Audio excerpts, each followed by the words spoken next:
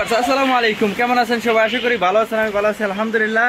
আর আজকে বাহিরে প্রচুর বৃষ্টি পড়তেছে, রমজান মাস আর রমজান মাসের রহমতের বৃষ্টি।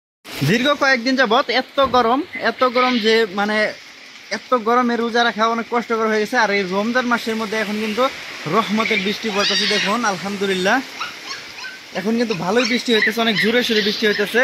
দেখুন যদি এইদিকে দেখাই, সব জায়গায় কিন্তু একদম কিন্তু ফাটা ফাটা ছিল, কিন্তু এখন বৃষ্টি নামছে। ইনশাল্লাহ সবকিছু আবার সুন্দর হয়ে যাবে আলহামদুলিল্লাহ। একদম ঠান্ডা হয়ে আসি এখন আমার খরগোশের ঘরে। এখানে দেখুন আমি খরগোশে ঘাস দিয়ে দিছি। এখানে অনেকগুলো ঘাস কাইটে এনে রাখা হয়েছে, যেগুলা মা কাইটে এনে দিচ্ছে। আর এদিকে যদি দেখাই, গ্রিন এলাকা, বাতাস। ওহো, ওইদিকে তো কোয়েল পাখির ঘর আছে, কোয়েল পাখির ঘর। আর এখানে আসার মূল উদ্দেশ্য হইতেছে এটা যে বৃষ্টির পানি ভিতরে আসতেছে কিনা এটা দেখার জন্য। তো না, এইদিকে পুরোটা শুকনা আছে, সব জায়গায় শুকনা।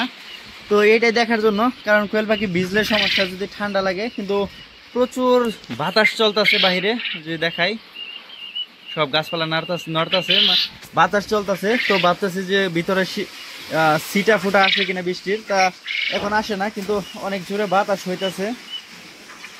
এদিকে দেখি, না ভিতরে পানি আসে নাই এখন পর্যন্ত। হালকা হালকা মানে গুনগুন যে পানি আছে ওইগুলো একটু একটু আসতেছে। আমি যখন এই ঘরের মধ্যে আসি তখনই এই কোয়েল পাখিরা এত বেশি ডাকাডাকি করে। ও, এই কোয়েল পাখিটার একটু সমস্যা, আর তা হইতেছে চোখের মধ্যে। এটার চোখটা এক চোখ কানা দেখা যাইতেছে, মানে এক চোখ অন্ধ। তো যাই হোক, এটা আমি তো কখনো খেয়ালই করি নাই। তো এই এখন দুপুরবেলা এখন এই ডিম দিয়ে দিছে, আর এত সুন্দর বৃষ্টি হইতেছে, আবার থাইমে গেছে এখনই।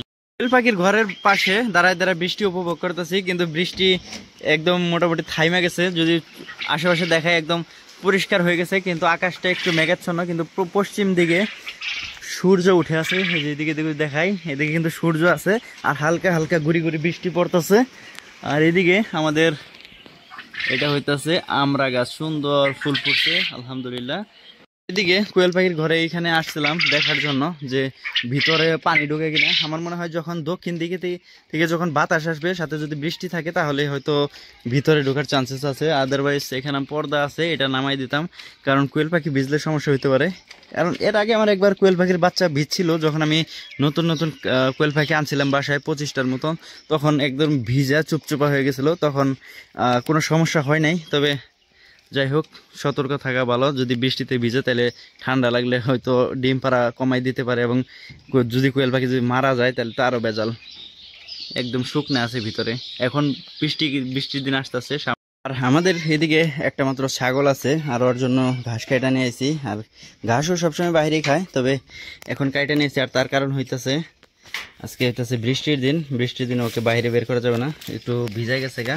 তো এই কারণে মূলত ওকে ঘরে আটকায় রাখছি। আর এখন ওর জন্য ঘাস কাইটা নিয়ে আসছি, কারণ বাইরেই থাকে সব সময়। একটা মাত্র ছাগল, এই কারণে কখনো দেখানো হয় না।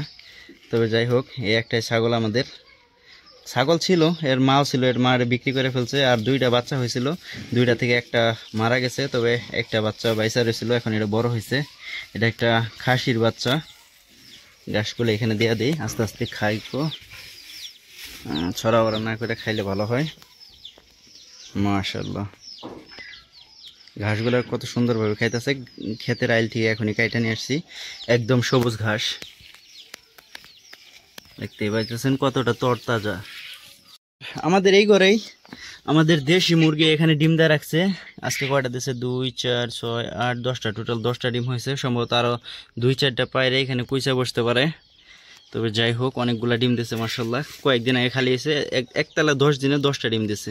পরের দিন সকালবেলা চলে আসলাম আমার কোয়েল পাখির ঘরে। এখান থেকে এখন কয়েকটা পুরুষ পাখি আলাদা করা হবে, কারণ এখানে একদমই পুরুষ পাখি রাখবই না। কারণ এখানে থেকে যে ডিম আসে সেগুলো আমার 20 ডিমের দরকার নাই, কারণ 20 ডিমের আমার ওইখানে অনেকগুলা পাখি আছে। তো দেখি কোনটা ধরা যায়।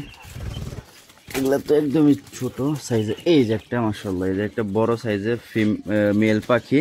তো এখান থেকে সকালে 2টা ধরছি, এখন 4টা, টোটাল হবে 6টা। এটার মধ্যে রাখি, কারণ পুরুষ পাখি শুধু খাওয়ায় লাভ নাই। তো এই কারণে মূলত আমরা এগুলোরে ধরতেছি। এটা একদমই ওজন কম, এটা চোখের সমস্যা। এইদিকে যদি দেখাই, এক চোখের সমস্যা, তো এটারে ছাইরা দেই। তাহলে কোনটা ধরবো এখানে? এই যে একটা বড় সর একটা পুরুষ পাখি, এটা পুরুষ না ফিমেল আমি তো এটাই তো বুঝতেছি না। এটা সম্ভবত ফিমেল, এটা ধরা যাবে না, কারণ কিছু কিছু পাখি আছে যেগুলা শুধু চোখের দেখা বোঝা যায় না, তবে এটা একদম বোঝা যাইতেছে।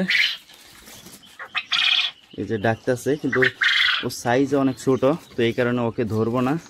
দেখি এইদিকে কোনো বড় সাইজের পুরুষ পাখি আছে কিনা। না, এটা তো ধরছিলাম আমি। এই যে একটা, এটাকে ধরছি, এটা বড় সড়ো আছে। এই বের হইস না, সব পাখি শুধু বের হইতে চায়। তো ওই দিনকে একটা পাখি বের হয়ে মানে চলে গেছে, এত জোরে উড়াল দিয়েছে যে কোয়েল পাখি এত উড়াল পারতে পারে আমি ভাবতেই পারি নাই। এই এত টাকাটাই কেন, কোনটা ধরবো কোনটা ধরবো। কারণ এখন প্রায় পুরুষ পাখি শেষের দিকে, মাত্র কয়েকটা হাতে গোনা পাখি আছে এখানে, কারণ অনেকগুলা পুরুষ পাখি এখান থেকে আলাদা করছে আমি। দেখি ওই এমনি আরেকটা ধরি। তবে যাই হোক, 4টা এখানে পুরুষ পাখি ধরা হয়েছে, যেগুলো সবগুলো পুরুষ পাখি। তো আরও ধরা হয়েছে 6টা টোটাল, আরও ধরা হয়েছে 2টা, টোটাল হইতেছে 6টা। এখান থেকে আজকে আলাদা করলাম, মানে 2-1 দিন পর পরে এখান থেকে আলাদা করতেই আসি, কারণ এখানে আমি একদমই পুরুষ পাখি রাখবো না। আর তার কারণ হইতেছে আমার 20 ডিম যে আসে সব এই যে এখান থেকে আসে। এখানে যে পাখি আছে এখানে 40টা-42টা করে ডিম আসে, আর এইখানে থেকে আসে 17টা, এগুলো সবগুলো হইতেছে 20 ডিম। আর এই যে এখানে থেকে যে 4টা ডিম আসে এগুলো 20 ডিম, কিন্তু এগুলো আমি বেশ খুব একটা রাখি না, কারণ এখানে কয়েকটা পাখি আছে একদম বড় সাইজের ডিম দেওয়া হয়, যে বড় সাইজের ডিম থেকে বাচ্চা ফোটে না। তার কারণ হইতেছে ওইটার ভিতরে 2টা করে ডিমের কুসুম থাকে।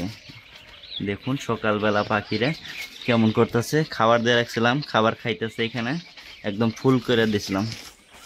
আমাদের খরগোশের সকাল সকালে ঘাস শেষ হয়ে গেছে, সকালে একবার দেওয়া হয়েছিল, সবগুলো খাইছে, একদম কি নোংরা করে রাখছে। তো আবার নতুন করে ঘাস কাইটে এনে দিলাম, দেখি এগুলো দিয়ে দিই।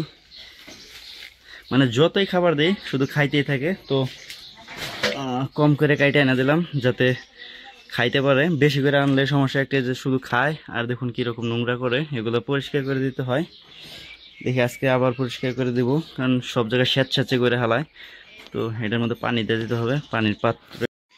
খরগোশেরা গরমের দিন আর এই কারণে মূলত একটু বেশি পানি খাইতেছে। পানি আইনা দিয়ে দিলাম একদম পরিষ্কার করে ওই বাটিটা। তো দেখুন ঘাস কিভাবে খায়, মানে এত ঘাস খায় তা আমি ভাবতে পারি না, মানে একটা ছাগলের সমান সমান ঘাস খেয়ে ফেলায়। তবে আমি জানি যে একটা খরগোশ নাকি 150 গ্রামের মতন করে প্রতিদিন খাবার খায়, তার মধ্যে আমি এখানে অনেকগুলো করে ঘাস দিই, সম্ভবত এরা এক একটাই 300 গ্রামের মতন করে ঘাস খায় ফেলায়। কারণ মাশাআল্লাহ সাইজ কিন্তু অনেক বড়।